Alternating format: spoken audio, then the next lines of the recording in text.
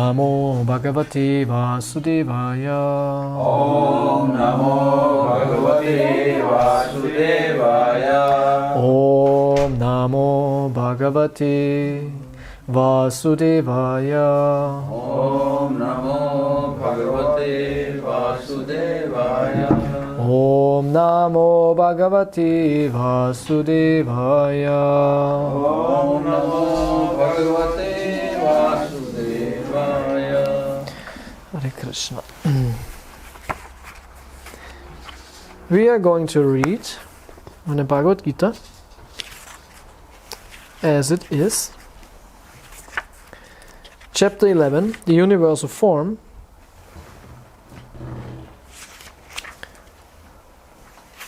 Text number 5. Shri Bhagavan Uvacha. You want to chant? Yeah, this is like automatic, huh? I say it already. So, don't chant. Shri Bhagavan Uvacha. Pashyame Partha Rupani Shatasota Sahasrashaha Nana Vidani Divyani Nana Vanakritini Cha. Translation. The Supreme Personality of Godhead said, My dear Arjuna, O son of Pritha, see now my opulences, hundreds of thousands of varied, divine and multicolored forms. Purport. Arjuna wanted to see Krishna in his universal form, which, although a transcendental form, is just manifested for the cosmic manifestation, and is therefore subject to the temporary time of this material nature. As the material nature is manifested and not manifested, similar, this universal form of Krishna is manifested and non-manifested. It is not eternally situated in the spiritual sky like Krishna's other forms. As far as a devotee is concerned, he is not eager to see the universal form, but because Arjuna wanted to see Krishna in this way, Krishna reveals this form. This universal form is not possible to be seen by any ordinary man. Krishna must give one the power to see it. Om Jnanatimirandasya Jnananjana Salakaya Chakshurmilitam Nena Tasmai Shri Gurave Namaha Mukam Karoti Vachalam Pangung Langayate Girim Yat Kripatamahang Vande Shri Gurun Dinataranam Shri Chaitanya Manopistam Stapitam Yena Bhutale Svayam Rupa Kadamayam Dadati Swavanantikam Jai Shri Krishna Chaitanya Prabhu Nityananda Shri Advaita Gadadha Shri Basadi Gaura Bhakta Vrinda Hare Krishna, Krishna Krishna, Hare Hare, Hare Rama, Rama Rama, Hare Hare. So this 11th chapter of Bhagavad Gita starts with a request by Arjuna.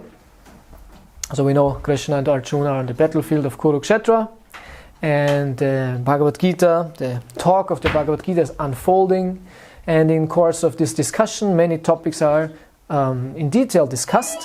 And Arjuna is asking many questions. So, in this beginning of 11th chapter, Arjuna wants to see a certain form of Krishna, which is not visible all the time. And it's called the universal form, the Virat Rupa. So, Krishna says, I can show you this, but I have to give you divine eyes to see that. It's not normal to see.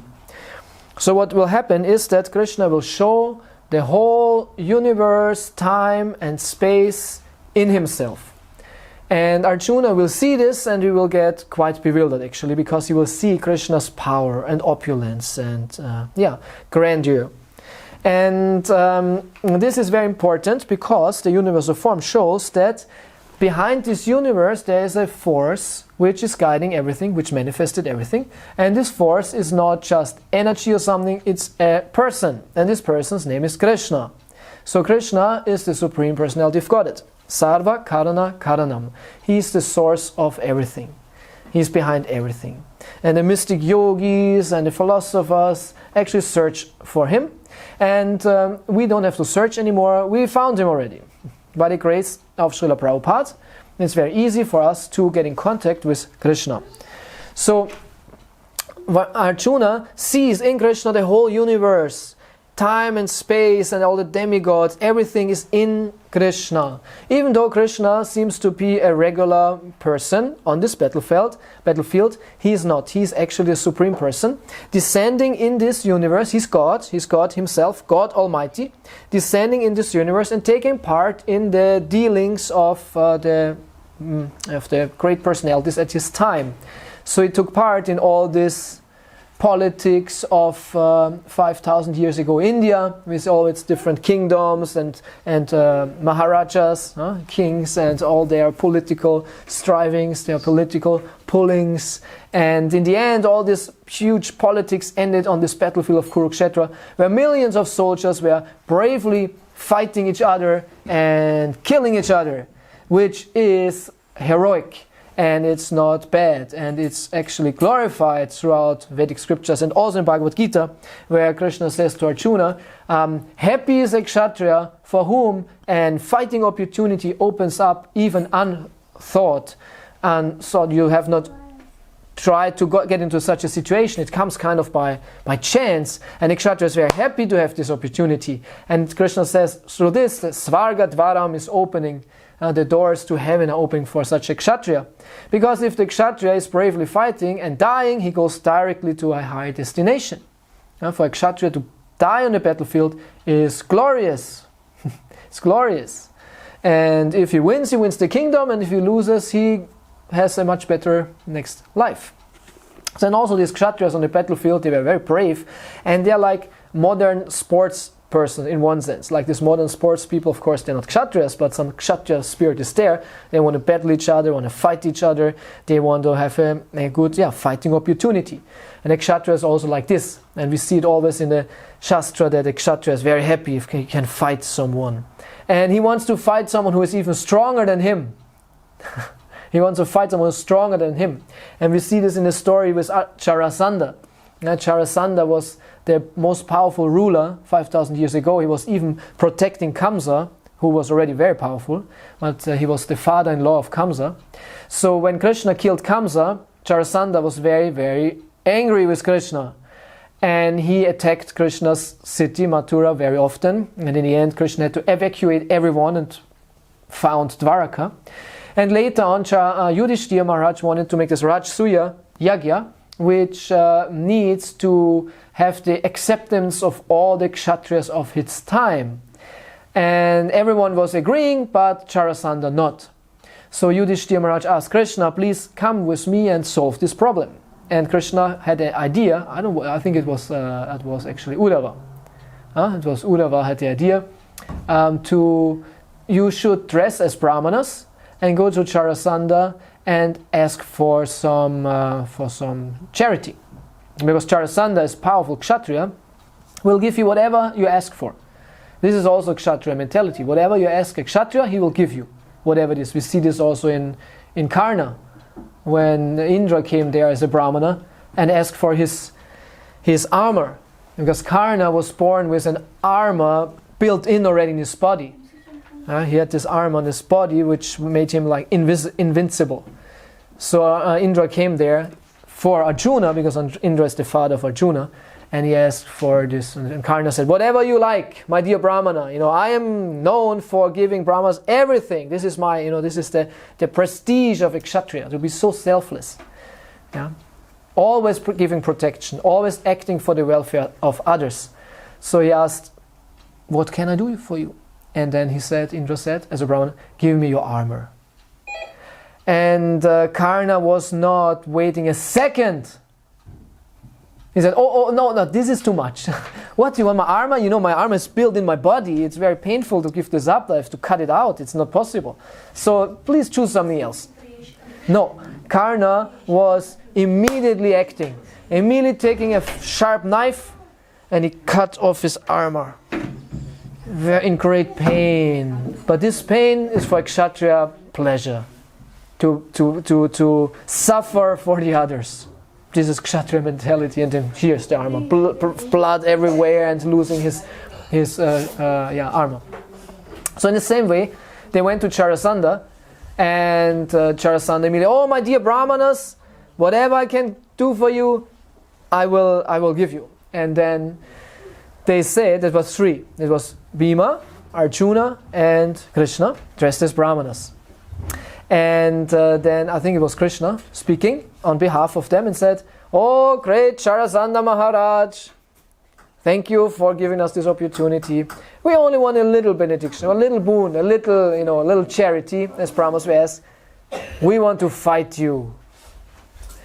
And Charasanda was a little bit surprised. And then he looked at these Brahmanas and said, "Hare Krishna, actually I see you are not Brahmanas. I can see in your bodily stature, Brahmanas seem to be, from what we read, they're more like thin and a little bit like intellectuals and have a different appearance, humble appearance. That you look powerful. You have powerful shoulders, powerful arms, and I see marks on your hand of bowstrings. Because a real Kshatriya is always shooting his arrows, and the string is slashing always on the arm. And then he has all these marks there. I see you are actually Kshatriyas. But actually you are humiliating yourself in tricking me, pretending to be Brahmanas. So who are you anyways? This is like ridiculous. He was actually making fun out of them, but still said, I will, of course I will give you a fight. So who are you? And Krishna said, this here is Arjuna, son of Pandu, son of Indra actually. And this is Bhima, powerful like 10,000 elephants, and I am your old enemy, Krishna. Because Charasanda was fighting so often Krishna. And they open up and show themselves. And then what was Charasanda doing? He was not like, oh no, I'm in trouble now, something. He was like laughing, ha ha ha. Well, laughing, it's you again, you rascals, no problem, I will give you a fight. But you, Krishna, I will not fight you. You always run away from me. Last time you ran away from me, you are not worthy of my power. And you, Arjuna, you are too small, you are too young. But Bhima, okay, I will fight him. Because Bhima has also the strength of 10,000 elephants. This is like a measurement of, power. Huh? The strength of 10,000 10,000 elephants.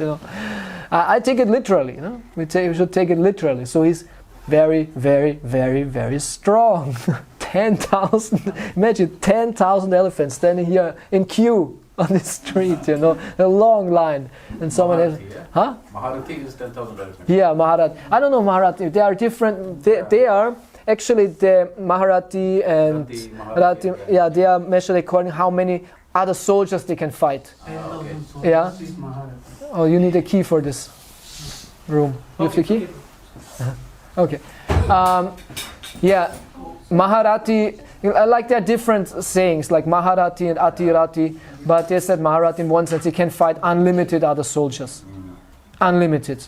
And we see this on the Kurukshetra battlefield, that when Arjuna was fighting, he was fighting other Maharatis and then was an equal fight. But if he fought like these foot soldiers, he killed them like ants. It's like thousands and thousands of thousands he was killing with his bow. And when Arjuna was shooting his arrows, he shot so fast, divine power, that he could shoot the arrows that the points were touching the end of the arrows. So it was like one line of arrow. They were like this, in one line, and that his bow was always in a circle. He shoots so fast, and that the bow was always in a circle. And he had the quiver, which was giving endless arrows. This is also interesting. He had all these divine weapons. Of course, the Gandiva bow itself was already very powerful. But why was it powerful? Because Krishna was there. He was giving him Shakti, Krishna Shakti. And when Krishna was not there anymore, and Arjuna had to bring the queens from Dwarka to Mathura, no, not to Mathura, to Hastinapur, because the Yadavas were destroyed, the city was flooded, everything was pulling back when Krishna's Leela ended. And Krishna asked Arjuna, please take care of my queens. 16,108 queens. Only Krishna can have. Nobody had 16,108 queens. And Arjuna was there in Dwarka and was on a long parade, on a long, a big group, and wanted to go back to Hastinapur. On the way there were some cowherd boys, like a gang of cowherd boys, also interesting.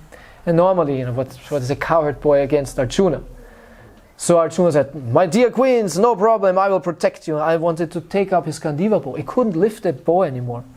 And these cowherd boys, who were of course sent by Krishna, kidnapped all the queens. And Arjuna was just standing there and in shock. How can that happen to me? I'm Arjuna, the wielder of the Gandiva bow, friend of Krishna, most powerful son of Indra. I cannot protect these queens of a couple of cowherd boys. And then he understood it's because Krishna is not here anymore. He could only fight because Krishna was there. He could not lift this bow anymore. Wasn't it when the battle of Kurukshetra was over and they stepped down of the chariot that it burned to ashes? There's also a part in Mahabharata. They stepped down of this battle, and because so many divine weapons were shot at this chariot, which Krishna was protecting, nothing was happening. But then when it was over, Krishna was stepping down, it was ashes. Yeah. So, what is this nice verse? Actually, the last verse of Bhagavad Gita is very beautiful in this regard. Yatra Yogeshwara Krishno Yatra Partha Tanudharaha Tatra Shivichayo Bhutir Druvanitir Matir Mama. Wherever there's Krishna, the master of all mystics, and wherever there's Arjuna, the supreme archer, there will also certainly be opulence, victory, extraordinary power, and morality. That is my opinion, says Sanjay. So wherever there's Krishna, then everything is good. Even though sometimes we experience some trouble. We should see this is also good, because we are devotees of Krishna, and Krishna takes care of us. And even it seems He's not there, He's there, and this is a test, this is mercy. Tate nukampam susamikshamano punjan itvatma kritam vipakam ritvakva bupir vidadan namaste chiveta yamukti bade sadaya bhakt. When we experience this problems, trouble in life, we should see it as great mercy of Krishna. A pure devotee sees all troubles. Like Prabhupada, he was seeing everything as arranged by Krishna. Everything. And so he had no problem with it. Yesterday in the messe, I was speaking also on this point to these people. On this point of what about problems in life? We should see it as mercy. And when we see it as mercy and as opportunity, we don't have a problem with it. And we will not have a problem with anything. But our mind is so strong that we don't accept it. And we fight it. And we are angry. And we argue. And Prabhupada says in this purport that a devotee does not become the enemy of his enemy. He is accepting the trouble. He is not protesting. He is accepting it. So, what are we doing? We always argue. We always don't accept. We always don't like. We are rascals. As Prabhupada says, fools and rascals. And we suffer ourselves the most. Right? We suffer ourselves the most. If you're peaceful and happy and accepting, what's your problem? Yeah. So there's no problem for a pure devotee. Because we say, oh, I'm not a pure devotee. And Prabhupada would say, become one. Oh, I'm not a pure devotee.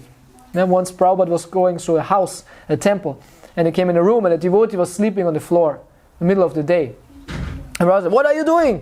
What are you doing here? So, oh, Prabhupada, I'm tired, so much service, this and that. And I said, get up, what's the problem? He said, oh, I'm not a pure devotee. And Prabhupada said, then become one. Become one. He didn't accept it. Yeah? So, where did I stop? So, Charasanda, you want to leave? Okay. Hare Krishna. Thank you for your visit.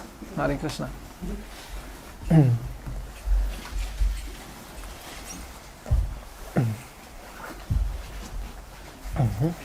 So they were revealing themselves, and Acharasana accepted. Okay, I will fight Bhima, and then they started fighting, and they were equal, and they fought with I think with clubs, Gada, no? Gada, said big clubs. Also interesting weapon, Vedic weapon which they had, and Bhima was actually his. This is his special weapon. This is his special weapon. Like Krishna, Arjuna's weapon is the bow. This is the first weapon of a kshatriya when he starts to fight, first with the bow, because you can cover long distance. And then with the club, then with the sword, and then maybe with a knife or something, then with hands in the end. Yeah. But Bhima didn't care so much about the bow. He always took immediately this club and was running on this battlefield and slashing and smashing everyone like a hurricane. Thousands of people were smashing heads and people and elephants and everything and everyone. What a scene! Sometimes Bhima was like with his powerful arms, he was like taking a soldier and making like a flesh ball out of it. Oh, gruesome! Like with this, what was his name? Kichaka or something? When they were in the kingdom of, in the last year in the exile, they were in the kingdom of King, what was his name? Who remembers? Nobody remembers? In the last year of the Pandavas' exile, they had to be incognito. Yes. And then they went into a kingdom of one of their supportive kings and were dressing themselves up. Anyway, long story. If you go into Mahabharata, it's endless. He was a cook in this kingdom. Yeah. Yes. And then we were in this King Virata. It was King Virata. And they were in the kingdom of King Virata. And Bhima and the son of King Virata, or son-in-law, it was his son. He fell in love with Draupadi. Because Draupadi is most beautiful, of course. Draupadi was born from fire. She was born from, her brother was Drishtadyumna, I think was no, the father was Draupadi. Drishtadyumna was the brother, and she was Draupadi. And they were born from fire. She was not born in a regular way, she was like a demigoddess. And he said she was most beautiful. And this boy fell in love with her and always made advances. And she was kind of trying to get rid of him, because she was very chaste. And then in one point, somehow or other, they made a strategy that they said, okay, accept him. Tell him, okay, you can come to me at night to get rid of him. And then he came, like, he was completely in love. He was completely lusty. He said, whoa, finally I can be with Draupadi. And he came in his room, and there was Bhima. And I think he was even dressed up like a girl. And he was lying in bed. Something like this. And he comes in and, oh, Draupadi, I'm coming. And, yes, come. And he was then pouncing him. And he was like beating. And next morning when they came and they found the dead body, they couldn't understand who that was or what that was. He made like a pulp. He made literally pulp out of that guy, because he was so angry also that he was interested in kind of his wife, right? So Bhima is very powerful and easily angered, very powerful, and he fought with Jarasandha a long time. And there's, of course, a smartphone. It's okay. It's interesting, we read, it's also in Mahabharata and other wars, when they were fighting battles, that at night they were peaceful. At night they were peaceful, and so also they fought, they started to fight, and they fought hours and hours, and nobody could win. They were completely equal in any sense. And then when it was night, they stopped, said, okay, we couldn't finish this match now. And then they came together and they ate together and were joking together. And Prabhupada always said that an enemy is accepted as a guest. In Vedic society, your enemy, if he comes to your house, you have to accept him, and he should not feel that he's the enemy. This was standard in Vedic society. Even though you hate him. Yeah? So they come together and, all quarrel aside. Mi casa es su casa, my home is your home. And then next morning, they continue fighting. And this went on for days, I don't know how many days, long time. And Bhima could not kill Jarasandha, it was not possible. And then at what point, Krishna gave a hint. Wasn't it that he took a blade of grass? And was ripping it in the middle. And then Bhima understood. And he smashed Jarasandha on the floor, and he stepped with one foot on the leg of Jarasandha, and he pulled the other leg. What was that? Yeah. So he pulled the other leg and he ripped Jarasandha into two, and it said exactly in the middle. Even at the intimate part was separated perfectly in the middle. In the stomach and the breast, chest, and here and between the eyes. Two parts of Jarasandha. And why was this? We know the story. When Jarasandha was born of his father, he was born in two halves. And he threw him, I don't know, he said he threw him in the forest. I don't know, he brought in the forest to bury it or something, this baby. And then there was a witch. Actually, I spoke in Cologne also about a witch, the witch Maya. And we recorded it, put it on YouTube. And someone put a commentary on my video and said, it was a very nice lecture, but witches are not always bad. There are also the good witches, which make something with the herbs and all that. So we don't mean these witches. We mean pishachis. They said pishachis. And they like to eat children, and they are quite terrible. So one of these mystical witches found Jarasandha, and somehow or other, because of her mystic power, she put him together. And the child started crying. Was alive. And she brought this child to the father, who was very happy. So, oh, my son is alive. And because of this witch, his name was Chara, and so he named the child Jarasandha, which Sandha means kind of connecting, putting together, like a Sandhya means also a connection between two parts of the day. Like evening, when the sun is setting, before it's night, it's not day, it's not night, it's called Sandhya.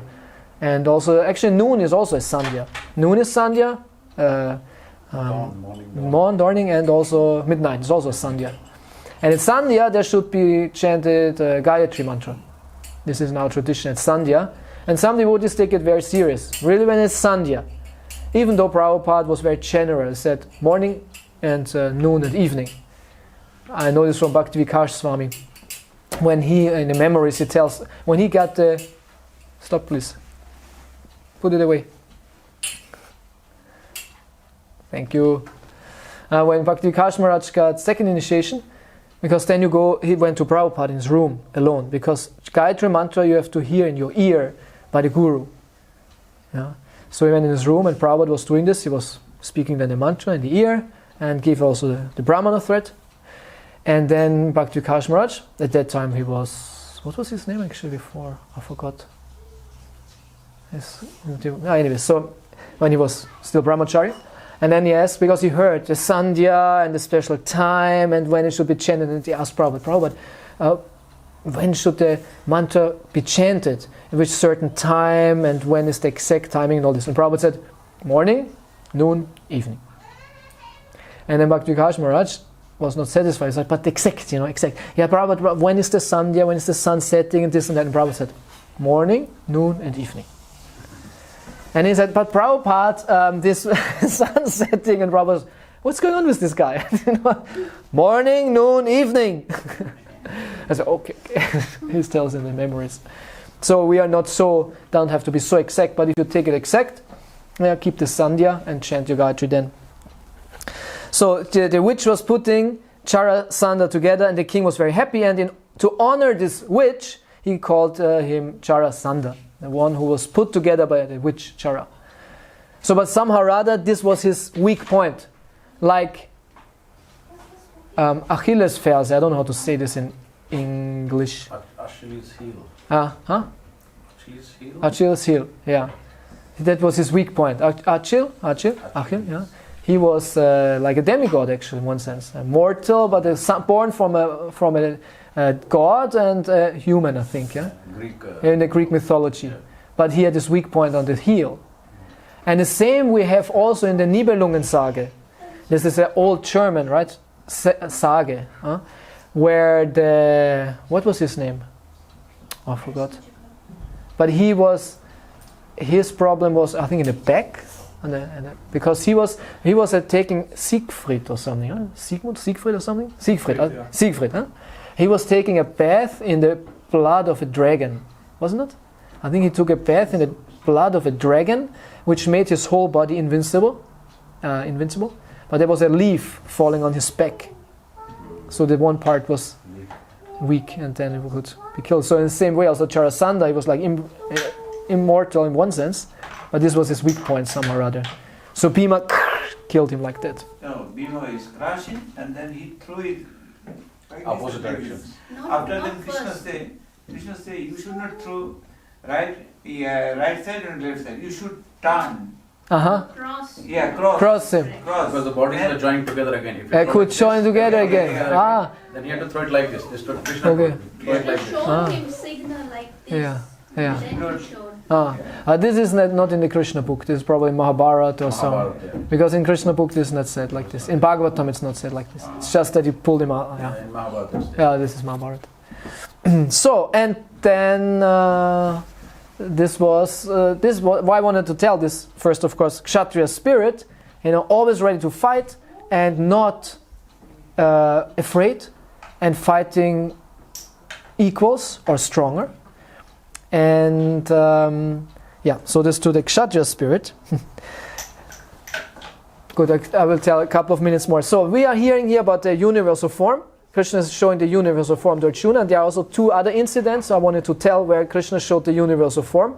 One was when he was a small child, and we know the story. Krishna was playing with his cowherd boy friends. It's also very interesting, right? Krishna is like the absolute person, but at the same time, his main interest is exchanged with other living entities. And this is his main interest because he loves them so much. And he has unlimited relationships. And one kind of relationship is with his friends, where he plays as a cowherd boy, small cowherd boy. So they play outside on the field and they make all kinds of joke and fun and nonsense. This is what boys do. Probably girls also. Children do. Huh? They do all kinds of nonsense. Isn't it right? Yes. And we enjoy this nonsense. We like doing nonsense. So Krishna, on one point, he was eating dirt. Why? Because it's a boy doing nonsense. And his friends said, "Oh, you cannot eat dirt. Krishna, don't do this." He said, "Why not? I can do, why not?" Then they run to Mother Yashoda. Say, "Oh, Krishna, Krishna, Krishna." He's eating. And Mother Yashoda immediately comes and chastises Krishna. "Why are you eating dirt? What are you doing?" He said, "I'm not eating dirt. I do nothing." He said, "All your friends told," even Balaram said, "No, they are lying. They conspired against me. It's not true. I'm not eating dirt." And Mother said, "Okay, then show me your mouth. Open your mouth. If there's dirt inside." And it's very funny what Krishna does, He opens the mouth and she sees the universal form in his mouth. It's very funny, actually. And she looks inside, and in his mouth she sees the whole universe with all the lokas and all the demigods and everything inside. Then she sees Bhumandala, she sees Bharatvarsha, she sees Vrindavan, Raj area, she has like a zoom vision then. I don't know, in the small mouth, how to see everything. There was actually once a Mataji going to Prabhupada, and she was painting. And then I think it was a Mataji, maybe Prabhupada Mataji. And then Prabhupada explained to her this Leela, because she wanted to paint it. And Prabhupada told her this Leela, and then very dramatic. And when Prabhupada spoke, things in general, it was very graphic, and it was very real, and it was very not different from that what he talks, right? Like the holy name is not different from Krishna, all that. So the kata of a pure devotee is like the same as you experience that what you're talking about. It's transcends time and space. So when Prabhupada was speaking about Krishna, he says, as if you are with Krishna. And we see this also in Prabhupada's books. When you read Krishna book or any book of Prabhupada, and we read in the right consciousness, then we realize the knowledge. It's not just theoretical knowledge, it's direct.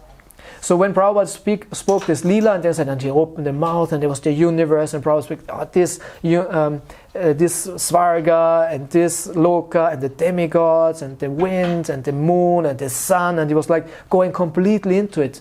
Like his meditation, his realization, he poured it out. And it said this devotee who heard it was like experiencing the same. It was like a vision. It was like seeing this whole pastime of Krishna's universal form. It was very nice. And then she painted this. And now we have this painting where Krishna stands there with Mother Yashoda, and then you see, separate this, what she sees in the mouth. So Mother Yashoda has this zoom vision and looks inside and sees Bharatvarsha and all this. And then she sees herself, from outside, like this camera perspective, she sees herself looking in the mouth of Krishna. It's very beautiful. It's very beautiful, and it is also, in one sense, scientific. Yeah. If this is the case, maybe it's the same with when Arjuna had the universal form. He was also seeing himself inside the form. Yeah, I don't. But it's not mentioned actually. It's not mentioned, but might be. Yes. But how to understand this? Then? If he's inside, who was looking out from outside? Yeah. That's the part. It's the same with Mother Yashoda. Yeah, this is the question. Yeah, it's like, it's like when you have two mirrors opposite of each other, or sometimes you look in the TV when there's like this feedback and all these pictures. So she sees in his mouth, and she sees inside his mouth everything from outside, because she's outside. Because she's outside, everything is inside of Krishna. So in the same time, when this vision where she sees herself looking into the mouth of Krishna, of course the same will happen again and again and again. But it's inside of Krishna, everything. But how exactly? Because mirror analogy is good. Yeah. I mean, we understand, our intellect Yeah. understands. But from spiritual point of view, what is the significance? What's the significance? It's interesting, yeah. What's the significance? Here in this Leela, the significance is because Krishna wants to show I'm God. Everything is inside me. It's like preaching. This is like preaching. But with Mother Yashoda, it's not preaching. It's more choking, more almost. He chokes with her. And because she becomes bewildered. Oh, who are you? She's like really bewildered, it's her small, she loves Krishna like a child, and suddenly she sees that, she's shocked. And then Krishna says, oh, it's too much, and he bewilders her again, he takes the vision away, and she, oh, it's my Krishna. And even if you're God, you're still my Krishna. The pure devotee, the Raja Bhaktas, they might know that he is the Lord, but it's not important for them. Yeah. So the significance, what's the significance? Many reasons might be there, but in one sense it's Krishna's sweet will to show. Maybe she earned this, to have this vision from her past. Yeah, no, it's not earning because she doesn't want it. Actually, Krishna shocks. She doesn't know it. She doesn't know that she is eligible to have this. Yeah. Krishna knows. So Yeah. he gave maybe. Yeah, but in one sense it's not earning because she doesn't want it. She wants to love Krishna. Actually, it's a disturbance in her rasa to Krishna. So in one sense, Krishna tricked her with a joke with her, bewildered her. And showed actually that her love is much stronger than a realization of Krishna being God. Because this is actually what is Krishna enjoying, and what she's enjoying. It's higher. And the last, this was before the battle of Kurukshetra. Krishna made an attempt of peace. Nothing worked, and actually the Pandavas did not want the war. They wanted, but at the same time they wanted to avoid it. And as a sign of goodwill, Krishna himself went to Hastinapur to explain to them, please give them at least 5 villages and everything is good. They will be satisfied. You can have the whole kingdom. Give them 5 villages so we can prevent this war, which will not be good for the whole society.